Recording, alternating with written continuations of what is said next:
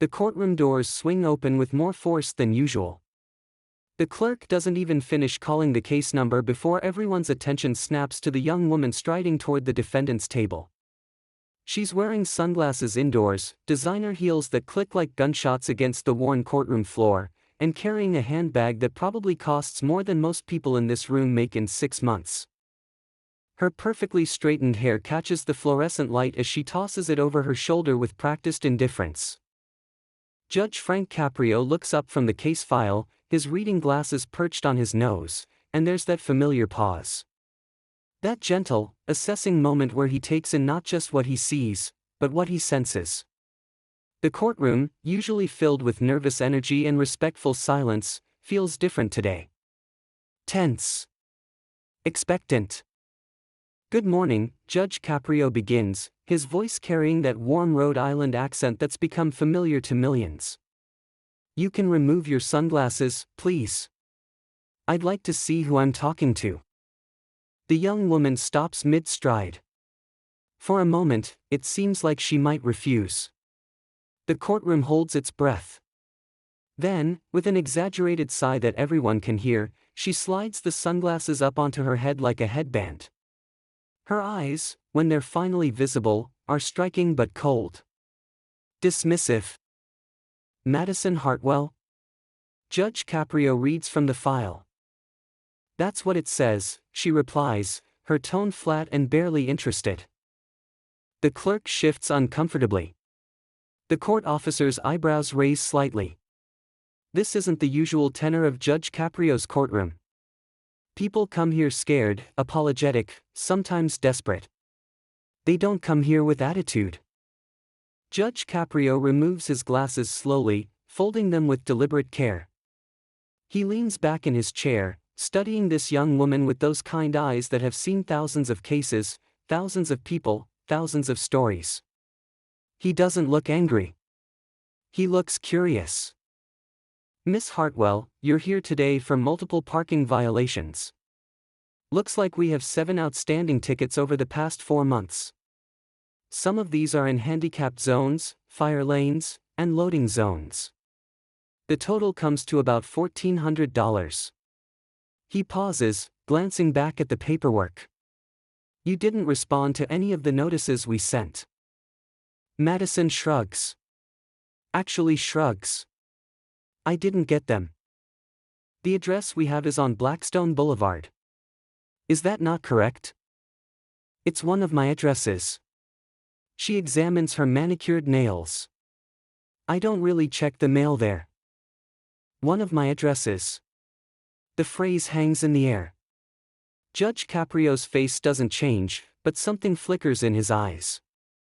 Not judgment, not yet. Just deeper curiosity. "I see. Well, you're here now, so let's talk about these violations. This first one, January 15th, you were parked in a handicapped space outside the Providence Place Mall. No placard, no permit.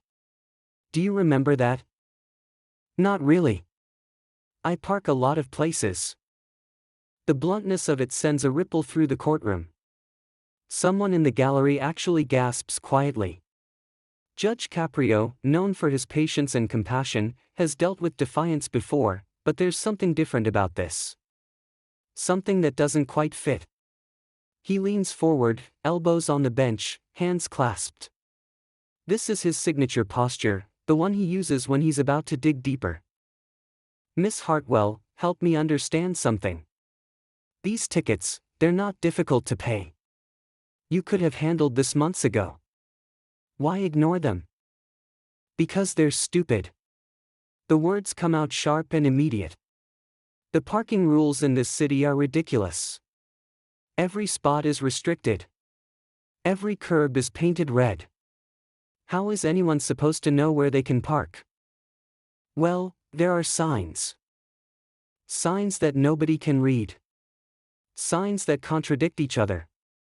It's just another way the city makes money off people. Judge Caprio nods slowly, absorbing this. He doesn't argue. He doesn't lecture. Instead, he looks down at the file again, and this time his brow furrows. He's seeing something that doesn't match what's standing in front of him. You drive a 2023 Mercedes G-Wagon. Is that correct? Yes. That's an expensive vehicle. My father bought it for me. Your father? Judge Caprio flips through another page. That would be Richard Hartwell. The Richard Hartwell? For the first time, Madison's expression shifts. Just slightly. A crack in the armor. Yes. The courtroom collectively realizes who they're looking at. Richard Hartwell isn't just wealthy. He's Providence royalty. Real estate development. Venture capital. His name is on buildings downtown. His donations fund hospital wings and university programs. And standing in front of Judge Frank Caprio, in this modest municipal courtroom where people fight over $50 parking tickets, is his daughter. I see, Judge Caprio says quietly. Then, in that gentle way of his, he adds, so $1,400, that's not going to be a hardship for you. Obviously not. Then why are we here, Madison? Why not just pay the tickets and move on with your life? And here's where it happens. Where Madison Hartwell, daughter of a billionaire, standing in her designer clothes with her expensive car and her multiple addresses, does something unexpected. Her jaw tightens. Her eyes flash with something that isn't quite anger but isn't far from it either. Because it's the principal, she says, and her voice cracks. Just barely. Just enough for Judge Caprio to catch it. He catches everything. The principal, he repeats softly. Tell me about that principal. But Madison shakes her head, arms crossing over her chest in a gesture that suddenly looks less defiant and more protective. Can we just get this over with? I'll pay whatever you want. Let's just be done. Judge Caprio doesn't move. He's still leaning forward, still watching her with those eyes that have seen through pretense and pride 1,000 times before. The courtroom is so quiet you could hear a pin drop. Everyone can sense it. Something's happening here. Something beneath the surface. We're not in a hurry, Judge Caprio says, his voice impossibly gentle. Talk to me, Madison. What's really going on? And for just a moment, just the briefest flash, Madison Hartwell's face does something unexpected. The mask slips. The cold indifference cracks. And underneath it, Judge Caprio and everyone watching sees something nobody expected to see. Fear. Judge Caprio doesn't press. Not immediately. He's learned over decades on the bench that sometimes silence is the most powerful question you can ask. He simply waits, patient and present, his hands still clasped on the bench, his expression open and non-judgmental. The courtroom seems to understand instinctively that something important is unfolding, and the usual shuffling and coughing stops. Everyone's focused on the young woman standing at the defendant's table, her arms wrapped around herself, her eyes now fixed on the floor. Madison, Judge Caprio begins again, his voice even softer than before, I've been doing this a long time. And I've learned that when someone comes into my courtroom acting one way, but something else is going on underneath, it usually means they're carrying something heavy. Something they don't want to talk about. She doesn't respond, but her shoulders tense. These tickets, they're from all over the city. Different neighborhoods. Different times of day. Some are early morning, some are late at night. This one here, he points to the file, 3 a.m. on a Tuesday in February.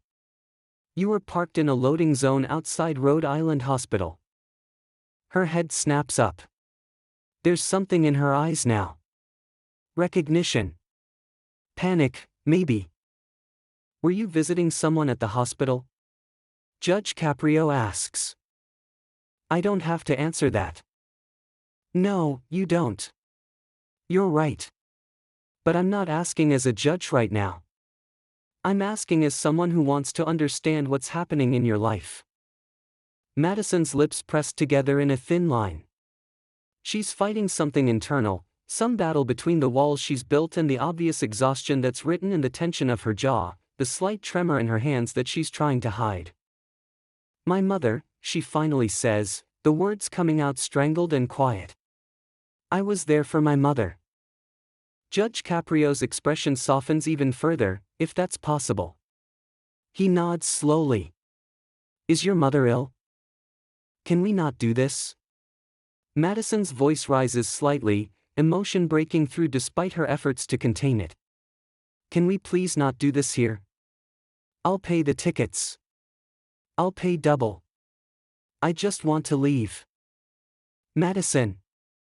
Judge Caprio's voice is firm now, but still kind. I'm not trying to embarrass you. I'm trying to help you. That's what I do here. That's what we do in this courtroom. We look at the whole person, the whole situation. Not just the violation. A tear escapes down Madison's cheek before she can stop it.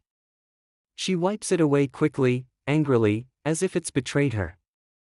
The courtroom watches, transfixed. This isn't the spoiled rich girl they thought they were seeing. Something else is emerging. My mother has stage 4 pancreatic cancer, Madison says finally, her voice barely above a whisper. She's been in treatment for 8 months. She's at Rhode Island Hospital. That's where most of these tickets are from. I park wherever there's a spot because I can't. Her voice breaks, I can't waste time looking for parking when she needs me. The shift in the courtroom is palpable. The clerk's expression changes from skeptical to sympathetic. The court officer, who'd been standing with arms crossed, relaxes his posture. Judge Caprio removes his glasses entirely now, setting them down on the bench. I'm very sorry to hear that, he says, and the sincerity in his voice is unmistakable. That's a terrible thing for any family to go through. For any daughter to go through. Madison swallows hard, fighting to maintain her composure. My father doesn't go. He can't handle it. He can't handle seeing her like that. So it's me. Every day. Sometimes twice a day. Before class and after. And the parking at the hospital is impossible. The garage is always full. The street parking has all these restrictions. And she stops, her breath shaking. I just need to be with her. Judge Caprio nods, understanding flooding his features. What does your mother say about all this? She doesn't know about the tickets. She doesn't know about any of this. She's got enough to worry about. And your father? Does he know you're here today? Madison shakes her head. He doesn't know either. He just thinks I'm at school. He doesn't really pay attention to what I do anymore. He's too busy pretending everything's fine. Too busy working. He thinks if he just keeps working, keeps making money, keeps building things, it'll somehow fix what's happening. But it won't. Nothing will.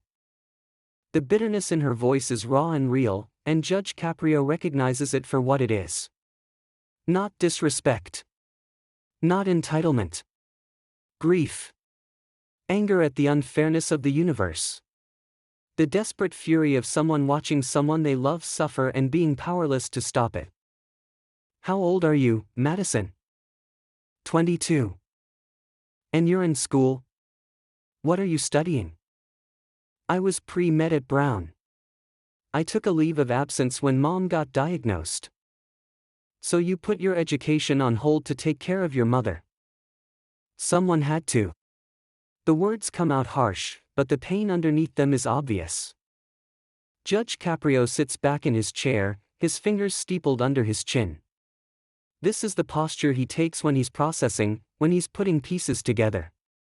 The courtroom watches him think, watches him consider. This is why people love Judge Frank Caprio. This is why his videos go viral, why his name is synonymous with compassion in the justice system. Because he doesn't just see violations. He sees people. Let me ask you something, Madison. These other tickets, the ones that aren't at the hospital. Where are those from? Madison takes a shaky breath. The one at Providence Place, that was when I was picking up her medication from the pharmacy there. They didn't have it at the regular pharmacy, so I had to go to the specialty one at the mall. I ran in to get it. I was gone maybe 10 minutes. The one on Thayer Street was outside the medical supply store. I was getting supplies she needs at home. The one downtown was outside her oncologist's office. Everything revolves around your mother's care. Everything revolves around keeping her alive. Madison's voice cracks again. Or at least comfortable. Or at least not alone. And in doing all of this, taking care of her, being there for her, you've accumulated these violations. Not because you don't care about the rules, but because in the moment, the rules felt less important than being where you needed to be. I know that's not an excuse. I'm not looking for excuses, Madison. I'm looking for truth. And what I'm hearing is that you're a young woman who's sacrificing her education, her time, maybe her own well-being, to take care of her dying mother.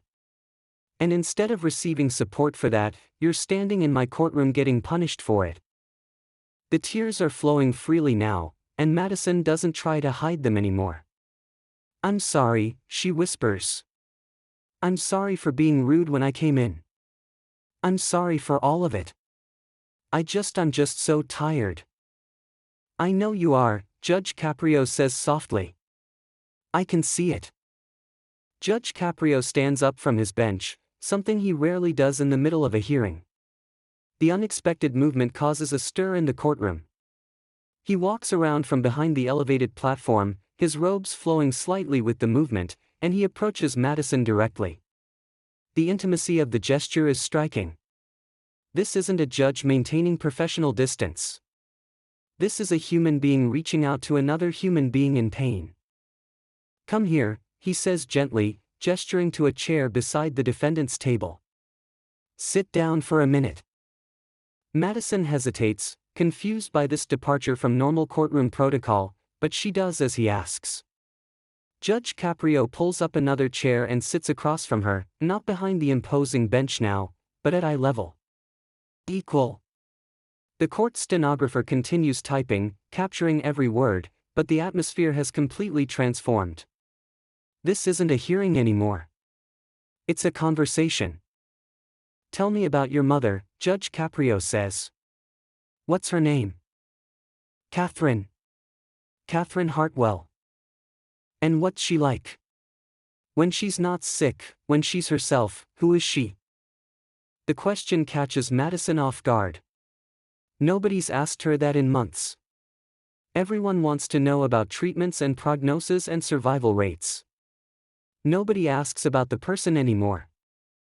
She's Madison's voice wavers, she's the most elegant person I've ever known. Not elegant like fancy, though she is that too. Elegant like graceful. Like she moves through the world with this kindness and dignity that makes everyone around her want to be better. She volunteers at the Literacy Council. She taught me to read before I started school. She used to take me to the library every Saturday, and we'd pick out books together, and then we'd go to this little CAF and read them while we ate pastries. The memory brings a small, sad smile to Madison's face. She always let me order whatever I wanted, even though my father would have had a fit if he knew I was eating that much sugar. Judge Caprio smiles too. She sounds wonderful. She is wonderful. She is. Present tense. She's still here. Of course she is. I apologize. Everyone talks about her in past tense already. The doctors, the nurses, even my father sometimes. Like she's already gone. But she's not. She's still fighting. She's still her. Judge Caprio nods, understanding the fierce protectiveness in Madison's voice. And you're fighting with her. I'm trying to. I don't know if it helps or if it's enough, but I'm trying. Madison, can I ask you something that might be difficult?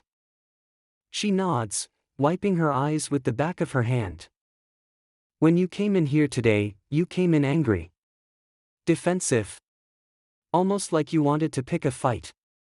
Was that about the parking tickets, or was it about something else? Madison is quiet for a long moment. Judge Caprio doesn't rush her.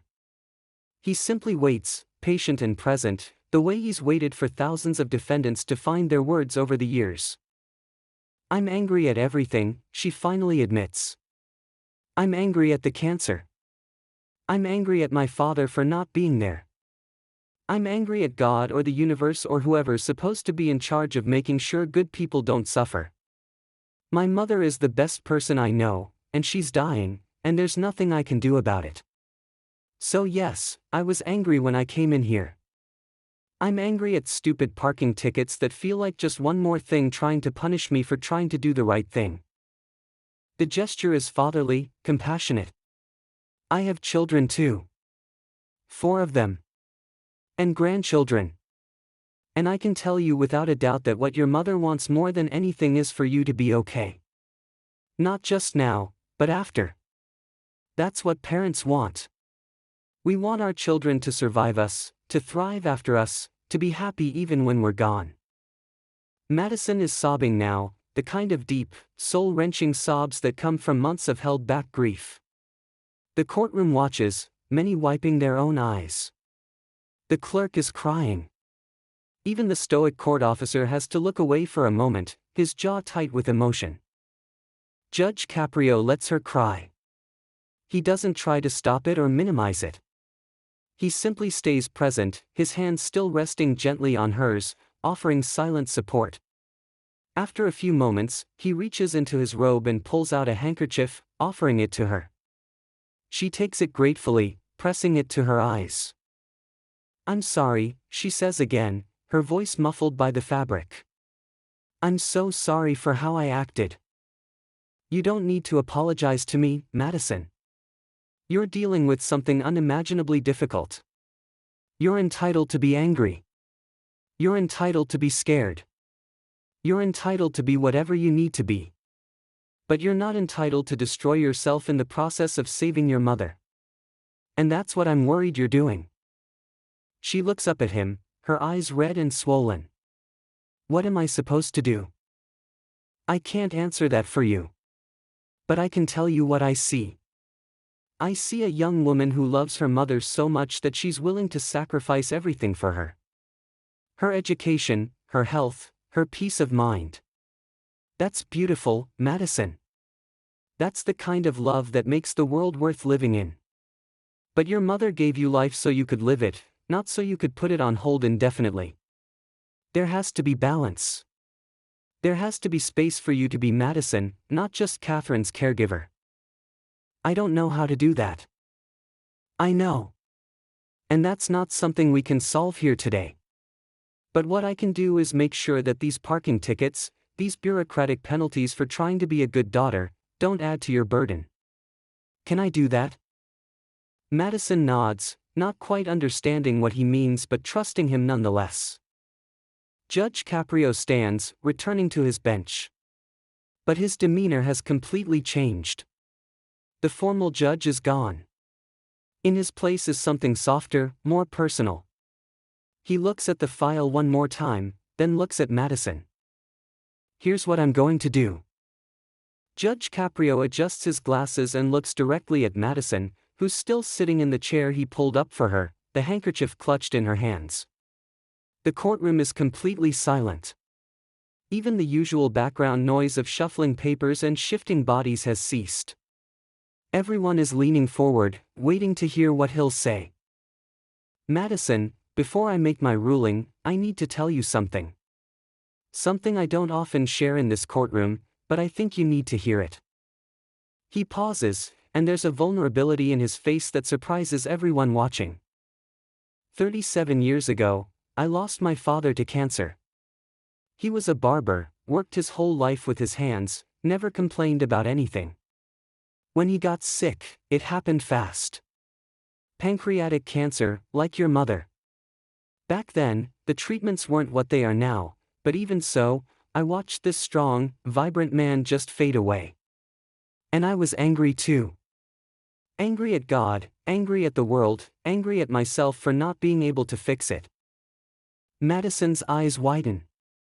She wasn't expecting this. I was working as a lawyer then, before I became a judge.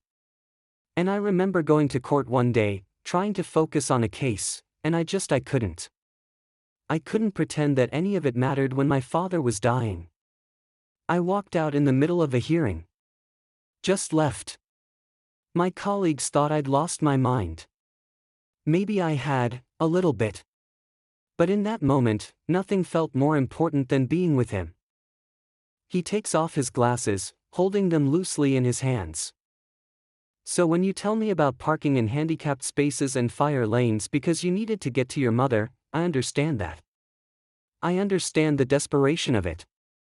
The feeling that every second matters, that you can't waste time circling blocks looking for legal parking when someone you love is inside suffering. I understand it in my bones. Madison is crying again, but quietly now, listening intently. But here's what I learned, Madison, and what I wish someone had told me back then. In trying to be everything for my father, I nearly destroyed myself. I stopped eating right. I stopped sleeping. I stopped taking care of my own health. And you know what my father said to me, about 2 weeks before he died? He said, "Frank, if I'm going to leave this world, I need to know you're going to be okay. Because if I die and you fall apart, then what was the point of my life? What was the point of raising you, teaching you, loving you, if it all ends with you broken?" The courtroom is absolutely still. Several people are openly crying now. Your mother is fighting her battle, Madison. And part of how you honor that fight is by making sure there's something beautiful left when it's over. Your life. Your future. The dreams she had for you. You don't honor her by drowning. You honor her by swimming. Madison nods, unable to speak. Judge Caprio looks back at the file, his expression shifting into something more official, though the warmth never leaves his eyes. Now, as for these parking violations. Normally, the total fine would be $1,400. But I'm not interested in normal today. What I am interested in is justice, and justice sometimes means understanding context. So here's my ruling: all $1,400 in fines are dismissed. Completely. You owe the city of Providence nothing. A collective gasp ripples through the courtroom. Madison's mouth opens in shock. But Judge Caprio holds up a hand. "I'm not doing this just to be nice. I'm doing this with conditions. Are you listening to me?" Madison nods vigorously. Condition 1, you're going to reach out to the hospital's social services department. They have resources for family members of patients, including parking assistance, counseling services, and support groups. You're not going to try to do this alone anymore. Agreed? Yes. Yes, I agree. Condition 2, you're going to talk to your father. I know he's struggling with this in his own way, but you need him, and whether he knows it or not, he needs you too. Your family needs to be a family right now, not individuals suffering in separate corners. Can you do that? I'll try. I'll really try. Good. And condition 3, Judge Caprio's voice softens again, you're going to give yourself permission to be 22 years old sometimes. Not all the time. I'm not asking you to abandon your mother. But you're going to find moments, even small ones, where you do something for yourself. Read a book that's not a medical journal. Have coffee with a friend. Sit in the park for 20 minutes. Your mother would want that for you. Can you promise me you'll try? Madison is sobbing openly now, nodding through her tears. Yes. I promise. Judge Caprio smiles, that warm, grandfatherly smile that's become his trademark. Okay then. Case dismissed. But before Madison can move, before the clerk can call the next case, something unexpected happens. The courtroom doors open, and a man in an expensive suit strides in, his face flushed, his eyes scanning the room frantically. He spots Madison and stops dead in his tracks. Madison? She turns, and her face goes pale. Dad? Richard Hartwell stands in the doorway, looking completely out of place in this modest municipal courtroom. He's clearly come straight from some business meeting, his tie still perfectly knotted, his shoes shine to a mirror finish. But his expression is one of confusion and growing concern. What are you doing here? I thought you were at the hospital. Catherine asked me to bring her some things, and when I got there, the nurse said you hadn't been in yet today. I called your phone 12 times. Madison stands, unsteady, still holding Judge Caprio's handkerchief. I had to come to court. I had parking tickets. Richard's face goes through a rapid series of emotions: confusion, realization, guilt, and then something that looks like heartbreak. Parking tickets? You've been dealing with parking tickets? Why didn't you tell me? Because you don't want to hear about it. You don't want to hear about any of it. The raw honesty of her words stops him cold. The courtroom watches this intimate family moment unfold, but no one interrupts. Judge Caprio remains seated at his bench, observing quietly, his hands folded. That's not. Richard starts, then stops. His shoulders sag. That's fair. That's fair, and I'm sorry. Madison, I'm so sorry. He walks toward her, and when he reaches her, he does something that clearly surprises both of them. He pulls her into a tight hug. Madison resists for just a moment, then collapses into her father's arms, crying into his expensive suit jacket. He holds her, his own eyes wet, his hand stroking her hair the way he probably did when she was a little girl. I'm sorry I haven't been there, he whispers, but in the quiet courtroom, everyone can hear. I'm sorry I made you carry this alone. I was scared. I am scared. I don't know how to lose her. But that's not your burden to carry. You're my daughter. You're my baby. I should have been protecting you, not hiding from all of this. Judge Caprio watches this reunion with visible emotion on his face.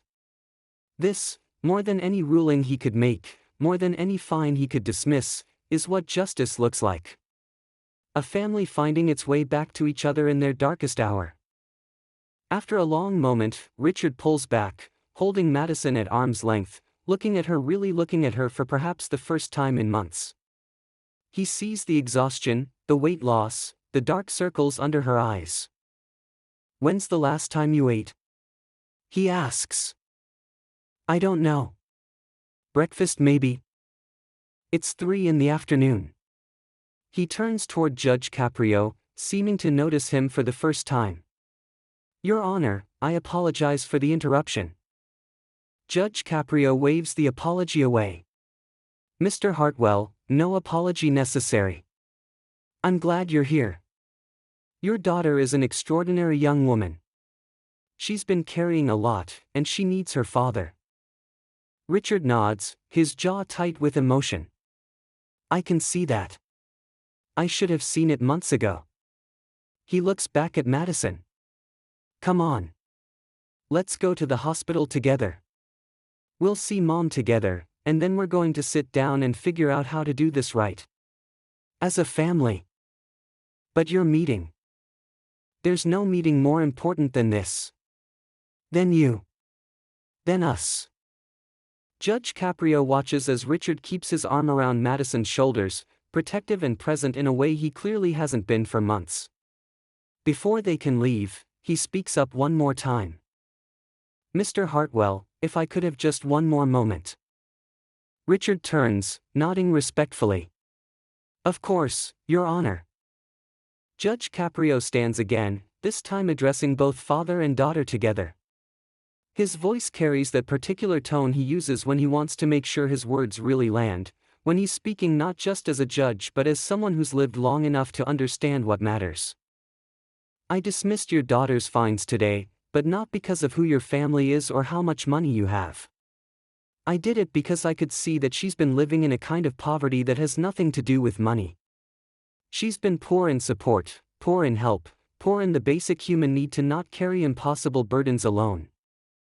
Richard nods, his face flushed with shame and recognition. You have resources, Mr. Hartwell.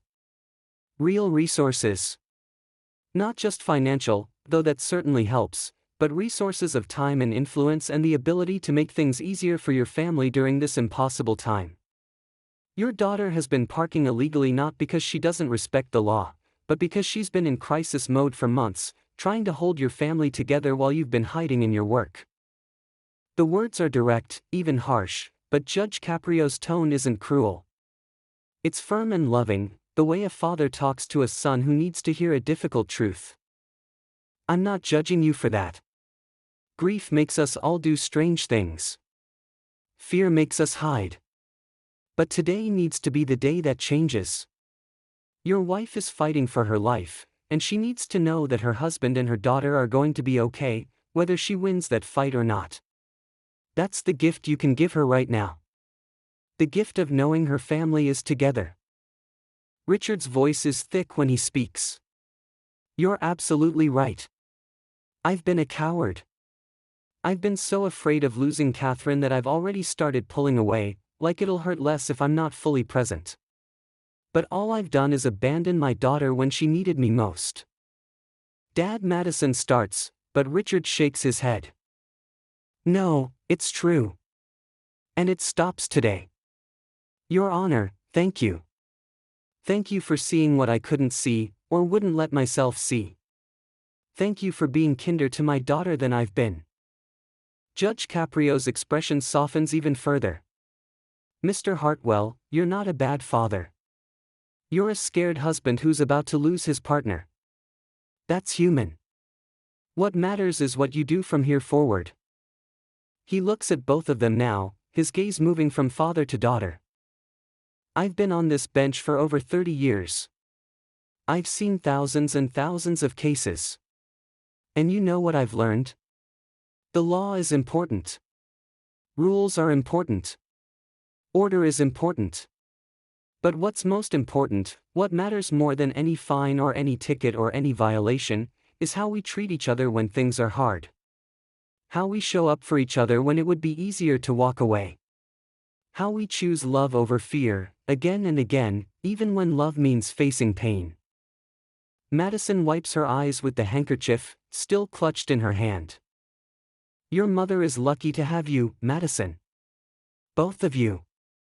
Not because of the money or the privileges that come with it, but because when it mattered most, when she needed you, you were there.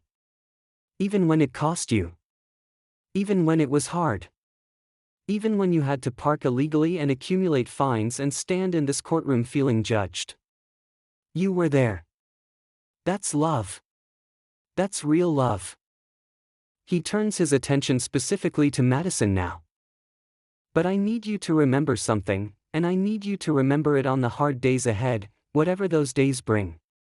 You cannot pour from an empty cup. You cannot take care of anyone else if you don't take care of yourself. That's not selfishness. That's survival. And your mother, who loves you more than anything in this world, would never want you to destroy yourself trying to save her. Do you understand me? Yes, sir. I don't think you do yet, not completely. But I need you to try. Promise me you'll try. I promise. Judge Caprio nods, satisfied. Then he looks at Richard. And you, Mr. Hartwell. You've built an empire in this city. Buildings with your name on them. Businesses that employ thousands of people. That's impressive, and it's important work. But none of it matters as much as these next few months with your wife. None of it matters as much as being present for your daughter. Can you put the empire on pause and be a husband and a father? I can. I will. Good.